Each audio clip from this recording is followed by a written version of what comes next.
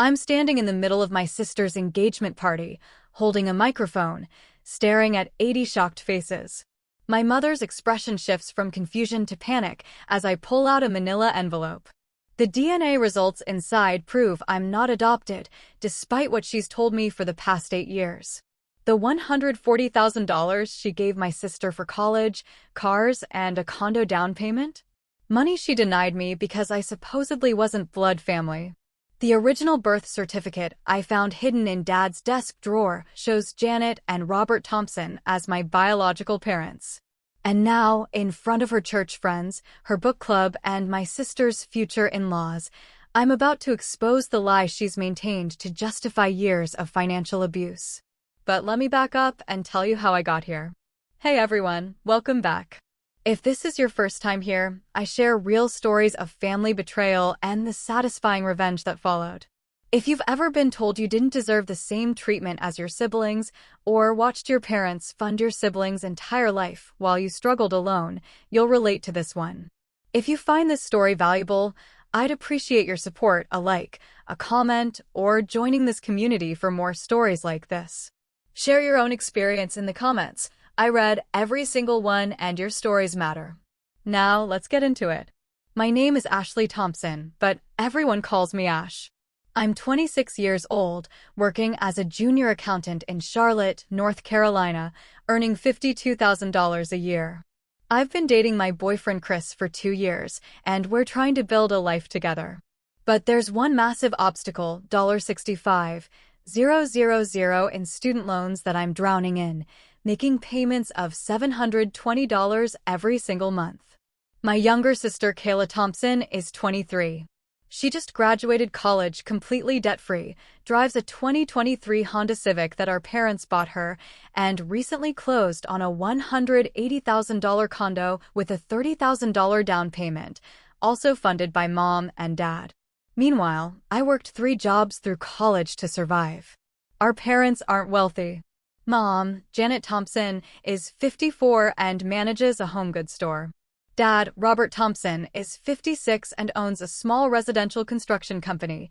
He does kitchen remodels and bathroom renovations. They're comfortable, probably making $110,000 combined annually, but not rich by any means.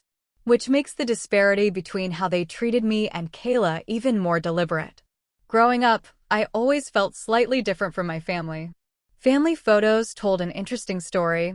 I had darker brown hair and hazel eyes, while Kayla was blonde with blue eyes, looking exactly like Mom's side of the family. Mom made comments constantly, Kayla got my artistic genes, or Kayla has the family temperament, or my personal favorite, Kayla really looks like a Thompson. I assumed it was normal sibling comparison. Every family has a favorite, right? I told myself it didn't matter. I was the easy child, straight-A student, never in trouble, athletic. Kayla needed more attention. That's what I believed for years. But looking back now, the signs were everywhere. Every birthday, Kayla got elaborate parties at bounce houses or skating rinks with 20 kids invited. Mine were pizza at home with maybe 3 friends. When Kayla made honor roll, we went out to her favorite steakhouse. When I made honor roll every single semester, it was "that's nice, honey" over dinner at home. The real shift happened during my senior year of high school. I was 17, planning for college, excited about University of North Carolina, Charlotte. I'd been accepted with partial academic scholarship covering about 40% of tuition. I assumed our parents would help with the rest. That's what they'd always implied, saying, "We'll handle college when the time comes." One evening that spring, Mom sat me down at the kitchen table. Dad was there too, but he wouldn't look at me, just stared at his coffee mug like it held the secrets of the universe.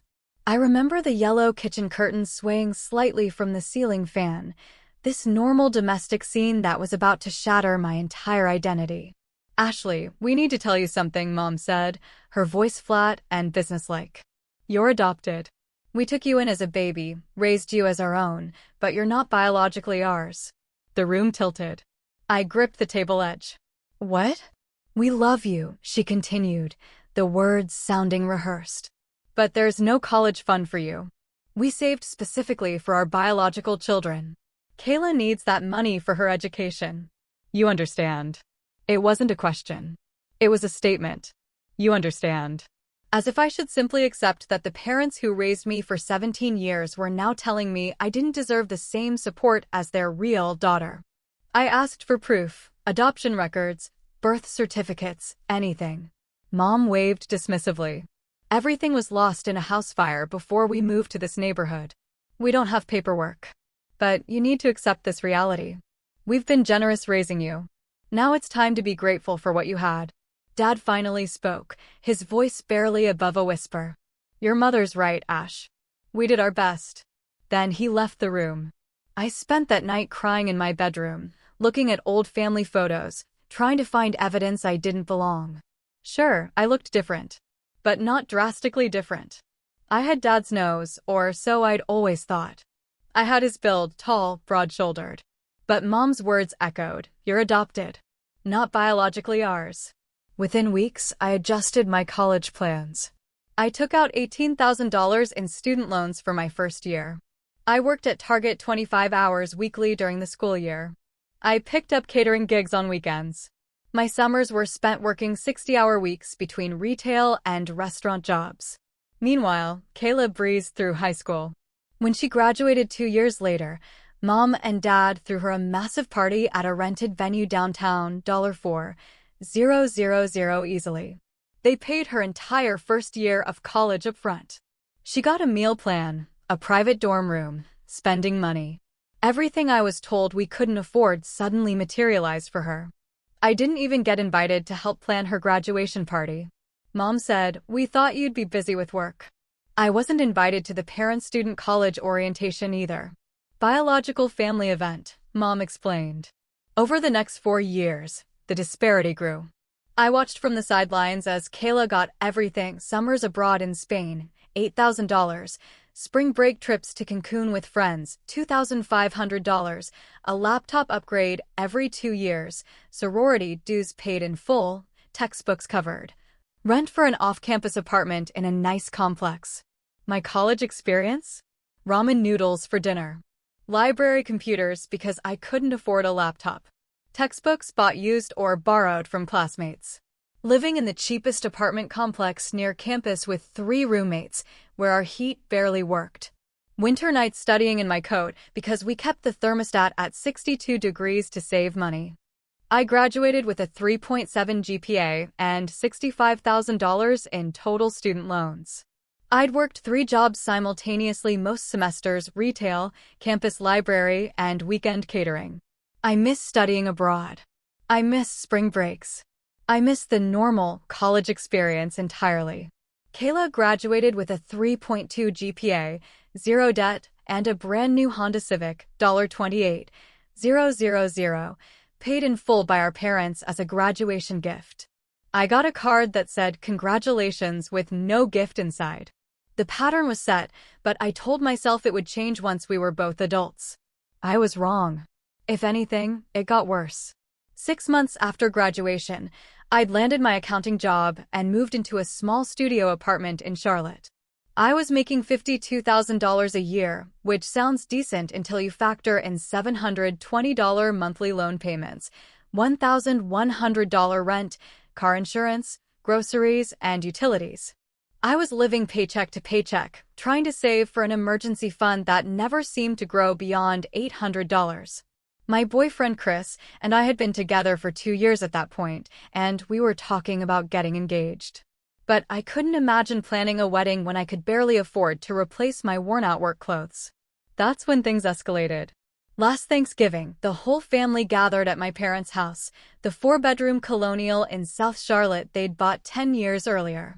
I brought sweet potato casserole and a box of wine because it's all I could afford. Kayla showed up with her fiancé Marcus, driving her new car. Halfway through dinner, Kayla squealed and thrust her left hand across the table. We're engaged. The diamond caught the light, easily 2 carats, white gold band, halo setting. My stomach dropped. That ring cost serious money. Oh my God, it's beautiful. Mom gushed, grabbing Kayla's hand. Marcus, it's stunning. Actually, Kayla said, glowing with excitement, Mom and Dad bought it. They surprised us at the jewelry store. Isn't it perfect? I set down my fork. How much did that cost? Mom's smile tightened. That's not appropriate to ask, Ashley. $12,000, Dad said quietly, cutting his turkey. $12,000.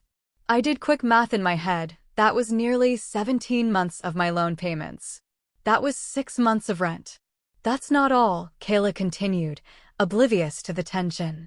Mom and Dad are also paying for my dream wedding. We're thinking spring ceremony at the Founders Hall downtown, garden reception, the whole thing. The venue alone is $15,000, but it's going to be magical. How much total? My voice came out sharper than intended. We're budgeting $45,000, Mom said, her tone defensive now. It's a once-in-a-lifetime event. Family should celebrate family. I stared at her. Family should celebrate family. That's right. So the engagement ring, the wedding, that's $57,000 total. For family. Ashley, don't start. Mom's warning tone, the one I'd heard my entire life. But I couldn't stop. The years of watching Kayla get everything while I got nothing finally bubbled over. I worked 3 jobs through college. I have $65,000 in student loans. I asked for help buying textbooks my sophomore year, and you said you couldn't spare $200. But you can drop $57,000 on a wedding. That's different, Mom snapped. Kayla is our biological daughter. We've been through this. You're not entitled to the same things. We've been generous letting you be part of this family, giving you a home for 18 years. Stop being ungrateful. The word hit like a slap. Ungrateful. Chris squeezed my hand under the table. Dad stared at his plate, silent as always. Kayla looked uncomfortable but said nothing in my defense. I stood up. Thanks for the reminder of my place in this family. Chris and I are leaving. We left. I cried in the car for 20 minutes before Chris could even start driving. But that wasn't even the worst part. What happened next made everything clear. 3 weeks after Thanksgiving, I got a group text from Mom in the family chat, me, Kayla, Dad, and Mom.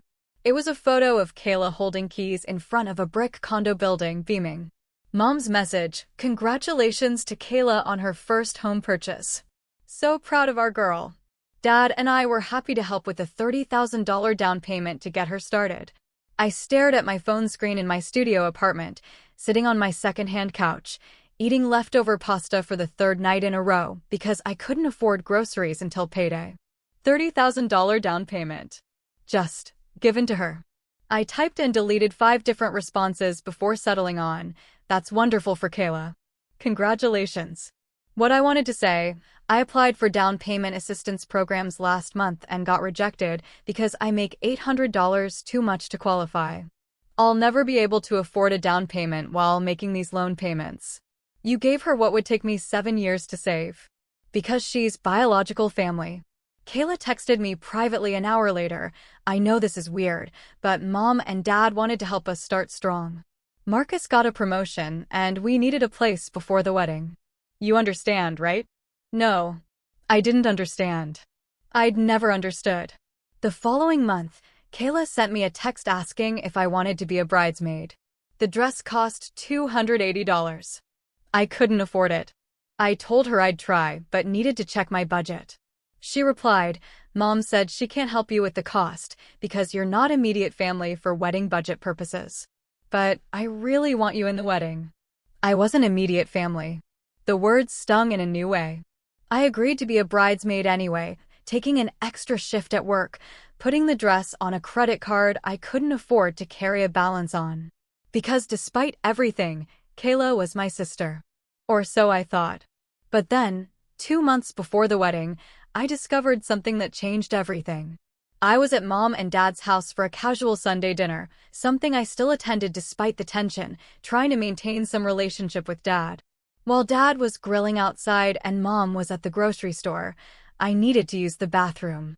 The main floor one was occupied by Kayla, so I went upstairs to use the master bathroom. On my way back, I passed Dad's home office. The door was slightly open. I noticed his locked filing cabinet, where he kept important documents, was ajar. Not wide open, just unlocked and slightly open, like he'd forgotten to close it all the way after retrieving something. I shouldn't have looked. I know that. But 8 years of being told I was adopted with zero proof, zero records, zero evidence, it gnawed at me. What if there was something in there? Adoption papers? My original birth certificate from wherever I came from? I glanced down the hallway. Kayla was still in the bathroom. I could hear the shower running. Dad was outside. Mom wouldn't be back for another 20 minutes. I opened the cabinet. The top drawer held tax returns, deed to the house, car titles. The second drawer had medical records in labeled folders. And there, in a folder marked birth certificates, I found them. Kayla's birth certificate. Standard document, blue seal, born at Charlotte Regional Hospital. Mother, Janet Elizabeth Thompson. Father, Robert James Thompson. And underneath Kayla's certificate, mine. My hands started shaking as I pulled it out. Ashley Marie Thompson. Born, Charlotte Regional Hospital. Mother, Janet Elizabeth Thompson. Father, Robert James Thompson. There was a footprint. There were signatures. There was an official state seal. I wasn't adopted. I was their biological daughter. The document in my hands proved it, stamped, sealed, official. I was born at the same hospital as Kayla, with the same 2 parents listed. My vision blurred. My chest felt tight. The bathroom door opened. Kayla was done with her shower. I quickly took photos of my birth certificate with my phone, hands trembling so badly I had to steady myself against the desk. Then I carefully replaced the certificate, closed the drawer, and walked downstairs on shaking legs. The rest of that dinner passed in a fog. I smiled when appropriate, nodded when spoken to, but my mind was screaming a single truth: Mom lied. She'd lied about the adoption. She'd manufactured a reason to justify treating me like a second-class family member. And Dad had gone along with it. That night, I couldn't sleep. I lay in bed, staring at the photo of my birth certificate on my phone. Chris had stayed over, and I showed him around midnight. "Holy shit," he whispered. "Ash, she made it up? The whole adoption story? Every word. I'm their biological daughter. I always was. She invented this lie to justify giving Kayla everything and me nothing. What are you going to do?" I didn't know yet, but I knew I needed more evidence. One birth certificate photo wasn't enough. Mom could claim it was a forgery, or I'd misread it, or somehow gaslight me further. The next morning, I ordered a $99 DNA testing kit from Ancestry DNA. If I was their biological daughter, DNA would prove a parent-child relationship with Dad, 50% genetic match, undeniable scientific evidence. I sent in my sample within 2 days. Then I waited. The processing time was listed as 3 to 4 weeks. Those weeks were torture. I went to work, made small talk with coworkers, had dinner with Chris, and attended family functions, all while carrying this nuclear secret. I saw Mom at Kayla's bridal shower, where she introduced me to her friends as Ashley, our adopted daughter. The lie rolled off her tongue so easily. Finally, after 23 days, I got the email. "Your DNA results are ready."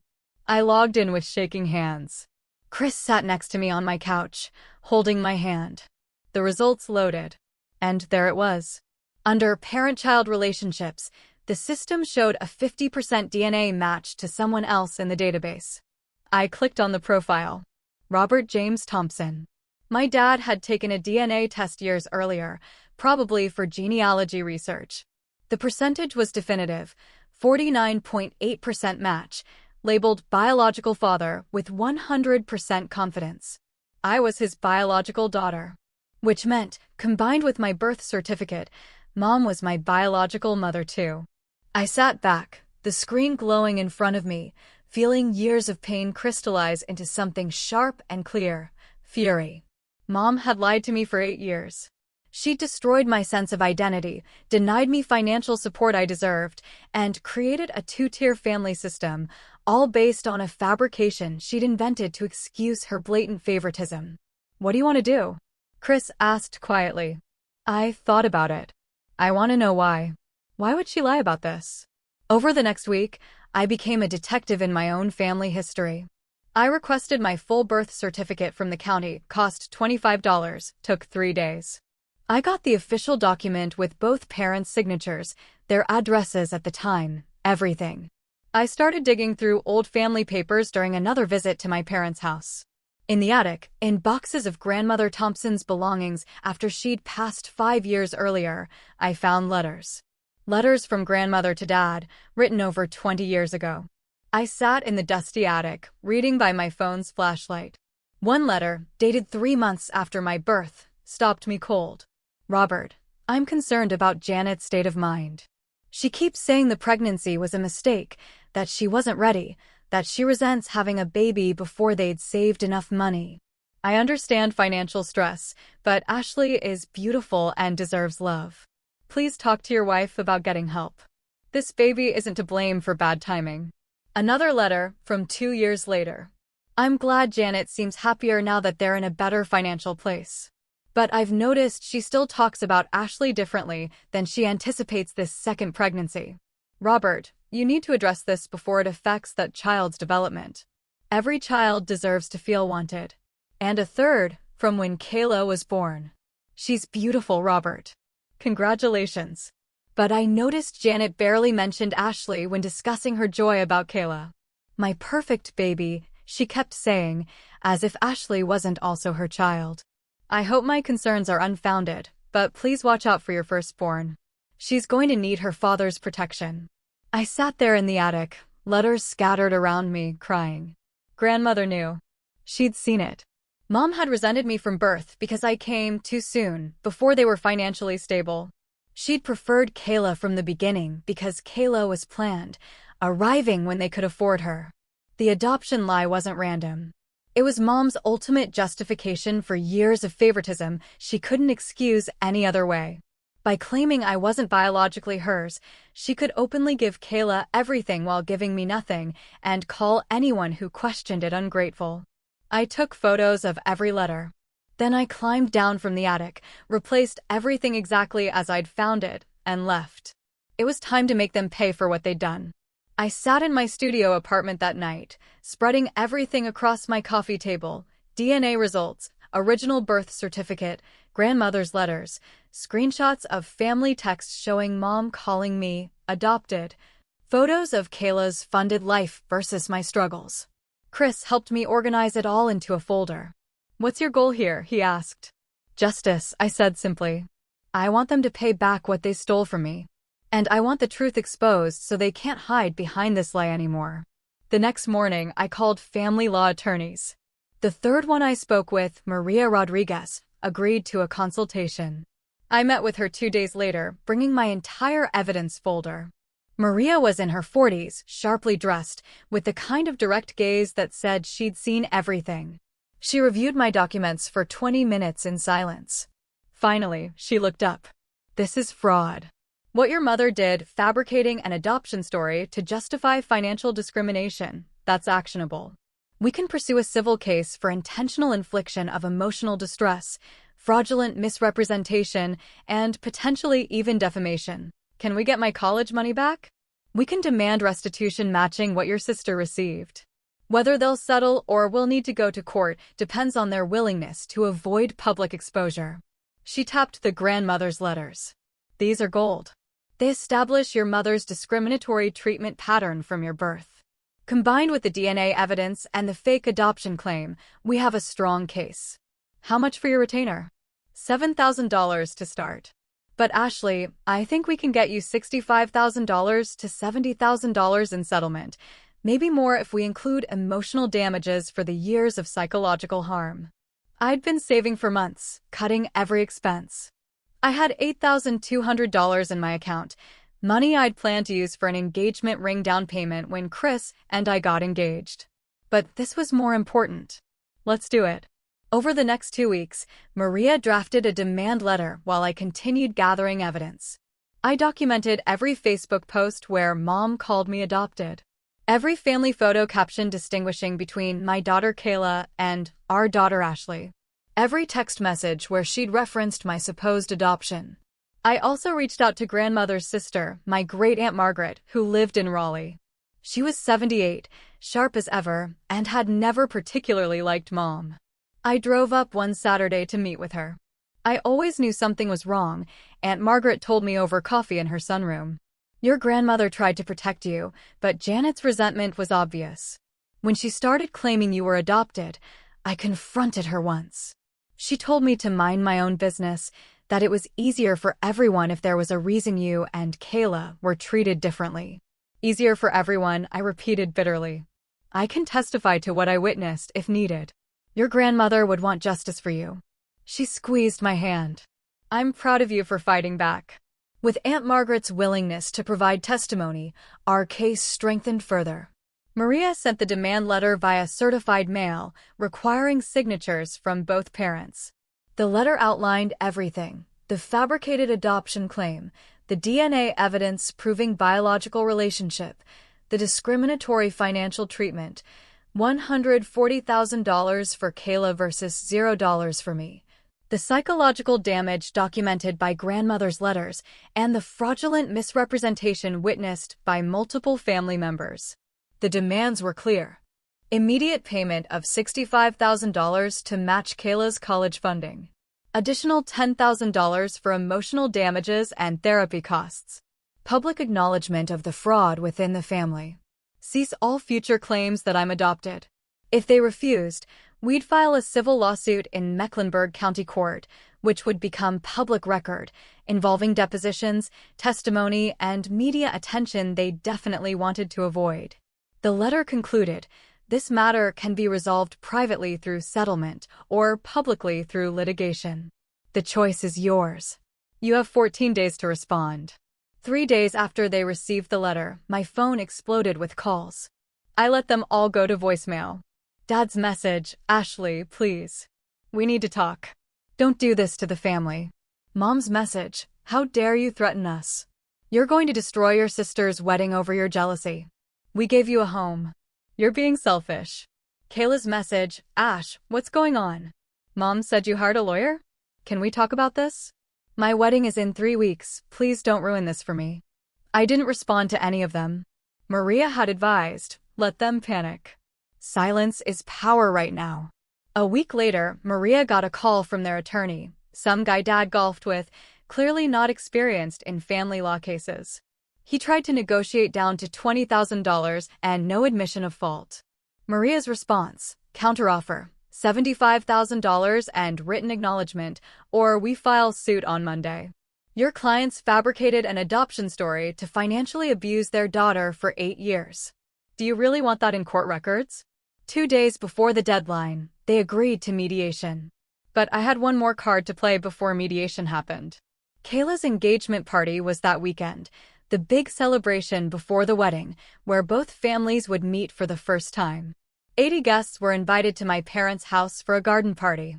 I RSVP'd yes. Mom tried to uninvite me via text. Given the circumstances, maybe it's best you skip the party. I texted back, I'm Ashley's +1. See you Saturday. Saturday arrived, a beautiful spring afternoon, perfect for an outdoor party. My parents' backyard was decorated with white tent canopies, string lights, catering tables, and flower arrangements that probably cost $3,000. Mom had gone all out to impress Marcus's wealthy parents. I arrived at 2 p.m. wearing a navy blue dress, hair styled, makeup done. Chris held my hand as we walked through the side gate into the backyard. The party was in full swing. Kayla and Marcus were near the dessert table, surrounded by well-wishers. Mom was talking to Marcus's mother, animated and smiling. Dad was manning the grill. Family friends, church members, neighbors, everyone who knew our family was there. Mom spotted me and her face went pale. She started walking toward me, but I ignored her and went straight to Kayla. Congratulations, Kay, I said warmly, hugging my sister. You look beautiful. Kayla hugged back, confused. Ash, I'm glad you came. Are you okay? Mom said. I'm perfect. Actually, I'd like to make a toast to you and Marcus, if that's okay. Her face lit up. Really? That would be amazing. Marcus handed me a glass of champagne. I walked to the center of the tent area and tapped my glass with a fork. The conversations quieted. Everyone turned to look. Mom tried to intervene. Ashley, this isn't the time. It'll just take a minute, I said sweetly. Everyone, I'm Kayla's older sister Ashley. I want to take a moment to celebrate my sister's engagement and share something important about our family. Dad set down his grill tongs, looking nervous. Aunt Margaret, who I'd invited as my guest, stood near the edge of the crowd, ready to back me up. I pulled out a folder from my purse. As many of you know, my parents told me 8 years ago that I was adopted. They explained this was why Kayla received $140,000 in financial support, college tuition, car, condo down payment, this $45,000 wedding, while I received nothing. Family takes care of blood, Mom always said. The crowd was silent now. Kayla's smile faded. Marcus looked confused.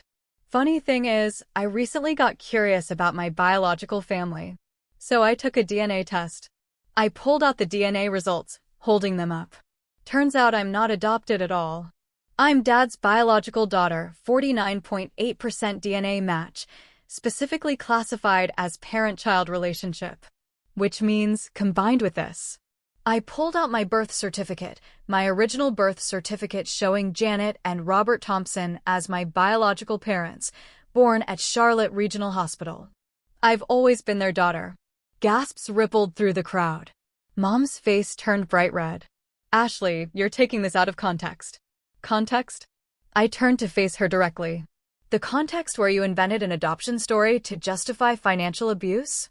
Where you gave Kayla 6 times what I got for education, plus cars, plus housing, plus a wedding, all while telling me I wasn't entitled because I wasn't really your daughter. I walked closer, projecting the birth certificate for everyone near the front to see. The truth is, Mom got pregnant with me earlier than planned, during a tough financial time. She resented that pregnancy. When Kayla came along 5 years later, after they were stable, Kayla became the wanted child. Rather than admit she simply preferred one daughter over the other, Mom created a lie that excused the favoritism. Aunt Margaret stepped forward. I can confirm this. My sister, Ashley's grandmother, wrote letters documenting Janet's treatment of Ashley from birth. Janet has always favored Kayla. The adoption story was fabricated to justify discrimination. The garden party had become completely silent except for my voice. Marcus's parents looked horrified. Church friends stared. Neighbors whispered. Dad finally spoke, his voice broken. Ashley, I'm sorry. You're right. About all of it. Your mother and I should have stopped this years ago. You knew. Kayla turned to Dad, her voice rising. You knew she wasn't adopted and you let Mom lie to her for 8 years? I was weak, Dad said quietly. I'm so sorry, Ashley. Mom tried a different tactic, her voice shaking. This is a family matter. You're humiliating us in front of guests. We can discuss this privately. No, I said firmly. You humiliated me privately for years. You called me adopted to my face, to my friends, to our family. You told me I didn't deserve the same treatment as Kayla because I wasn't really your daughter. You made me watch my sister get everything while I worked 3 jobs and drowned in debt. You damaged my mental health, my sense of identity, and my financial future with your lie.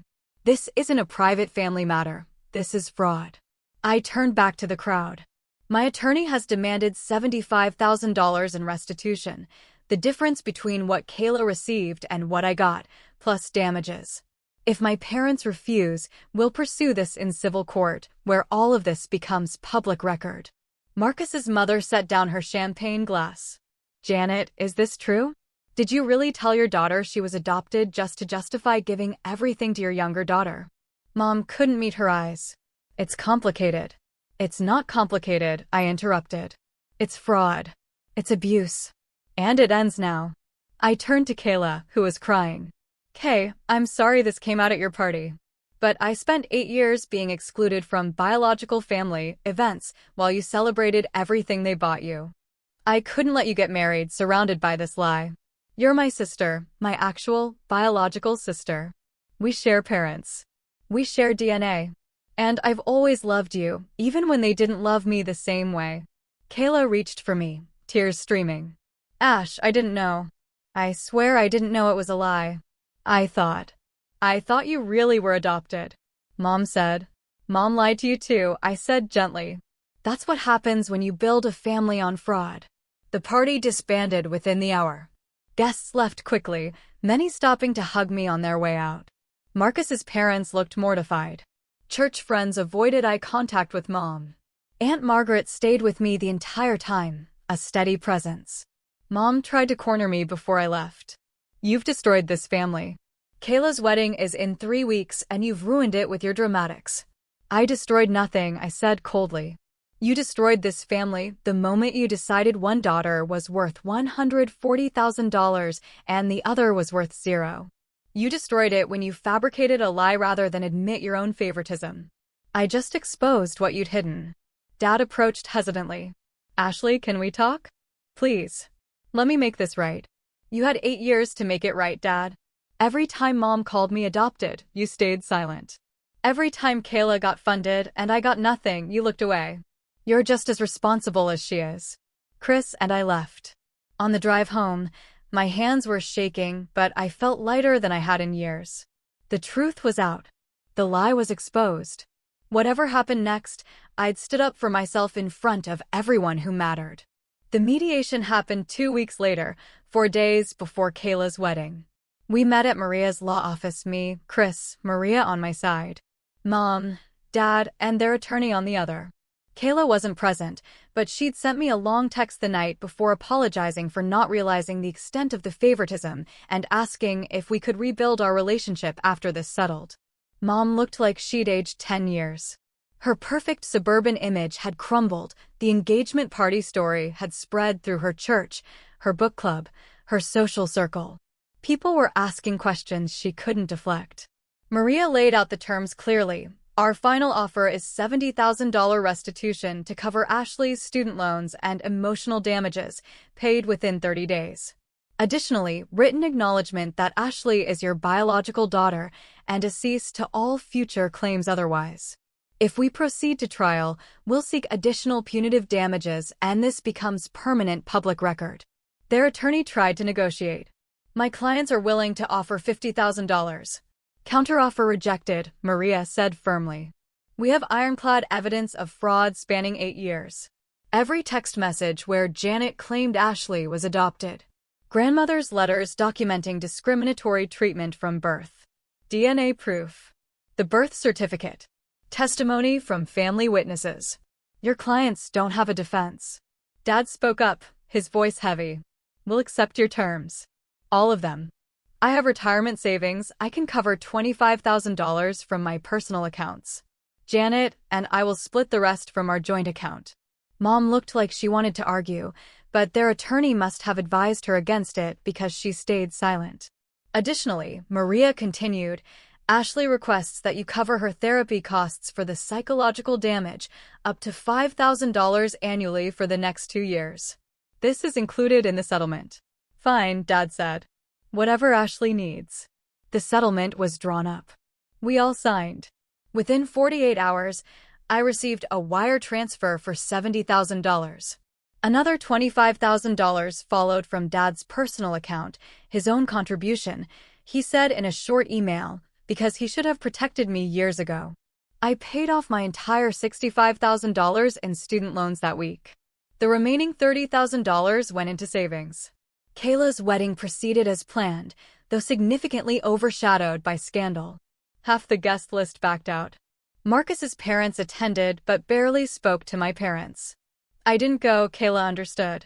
We met for coffee the week after her honeymoon, working on rebuilding our relationship away from our parents' toxicity. It's been 4 months now since the settlement. My life looks dramatically different. Without student loan payments, I'm saving $720 monthly. I've already built an emergency fund of $5,000. Chris and I are actively house hunting. We can afford a down payment now, thanks to the settlement money and no debt. I got promoted at work to senior accountant, raising my salary to $58,000. Most importantly, I'm in therapy twice monthly, working through the psychological damage from years of being told I didn't belong in my own family. My therapist says what I experienced was emotional abuse, and that recognizing it was the first step toward healing. Mom's reputation in her social circle collapsed. The engagement party story spread widely. Small southern communities love their gossip. Her book club quietly asked her to step down. Several church friends stopped inviting her to events. She had to field questions about why she'd lie about adoption for years. Her perfect suburban image shattered. Dad and I have limited contact now. He emails monthly, apologizing, trying to rebuild trust. I'm considering it, but slowly. He enabled abuse for 8 years. Forgiveness won't happen overnight. Kayla and I are working on our relationship. She's genuinely remorseful about not questioning the disparity earlier, about enjoying the financial benefits while I struggled. We meet for lunch every few weeks, building a sister relationship independent of our parents. The truth is, I didn't do this for revenge. I did it because it was right. Because I deserved the same treatment as my sister. Because parents shouldn't be allowed to fabricate lies that destroy their child's sense of identity just to excuse favoritism. But I won't lie, watching Mom's perfect life crumble because of her own fraud felt satisfying. Watching Dad finally acknowledge his complicity and pay from his own retirement? Vindication. Getting my college money back after years of being told I wasn't entitled to it? Justice. Sometimes karma needs a little help from a DNA test and a good lawyer. So that's my story. Sometimes standing up for yourself means exposing uncomfortable truths in front of everyone who matters. If this story resonated with you, I'd be grateful for your support, whether that's a like, a comment, or joining this community for more stories like this. Drop a comment below. Have you ever been treated differently than your siblings? Or told you weren't real family? I'd love to hear your experiences. And if you're dealing with something similar right now, document everything: texts, emails, financial records. Get legal help. You're not powerless, and you're not wrong for demanding equal treatment. Thanks for watching, and I'll see you in the next video where a woman discovers her husband's secret family and uses inheritance law to make him regret it. Take care.